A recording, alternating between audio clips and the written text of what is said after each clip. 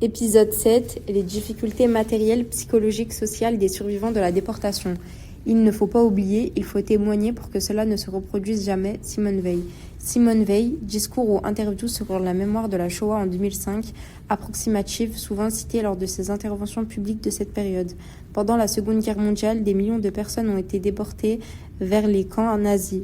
Après la libération en 1945, les survivants ont dû affronter de nombreuses difficultés pour reconstruire leur vie à travers le parcours de Simone Veil, rescapée d'Auschwitz.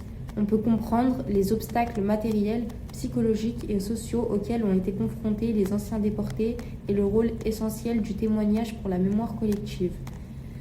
Les difficultés matérielles après la déportation. Après sa libération en 1945, Simone Veil revient en France dans un état de grande faiblesse physique. Elle a perdu plusieurs membres de sa famille, ses parents et sa sœur, et elle n'a plus de maison ni de repères. Comme beaucoup d'anciens déportés, elle doit reconstruire sa vie pratiquement à zéro. Elle doit trouver un logement et des ressources pour subvenir à ses besoins. Malgré un corps affaibli, sa santé est fragile, marquée par la malnutrition et les maladies contractées dans les camps. Chaque jour, elle doit réapprendre à vivre avec ce traumatisme. Les difficultés psychologiques. Les souvenirs des camps sont un lourd fardeau. Le deuil de sa famille, les humiliations et la violence subie laissent des traces profondes. Elles éprouvent longtemps des difficultés à partager son expérience car la société de l'après-guerre est souvent peu réceptive.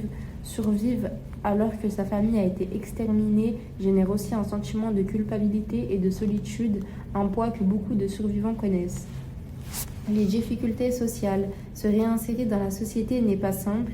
Simone Veil reprend ses études à Paris pour devenir magistrate, un véritable défi après des années de privation et de traumatisme. Elle doit retrouver sa place dans une société souvent marquée par l'indifférence, voire l'oubli.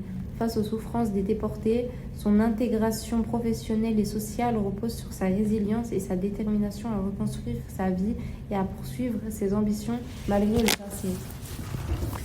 Les rôles de la mémoire. Simone Veil devient ensuite un témoignage vivant de la Shoah. Elle commence à témoigner dans les années 1970 et le fait plus largement à partir des années 80, lorsque l'école inclut l'étude de la déportation.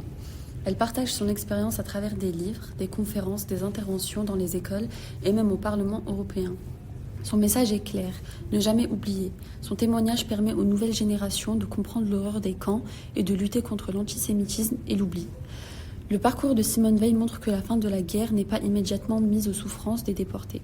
Les survivants ont dû affronter des difficultés matérielles, psychologiques et sociales pour reconstruire leur vie. Leur témoignage est essentiel pour conserver la mémoire de la Shoah et transmettre l'histoire aux générations futures afin que les crimes nazis ne soient jamais oubliés.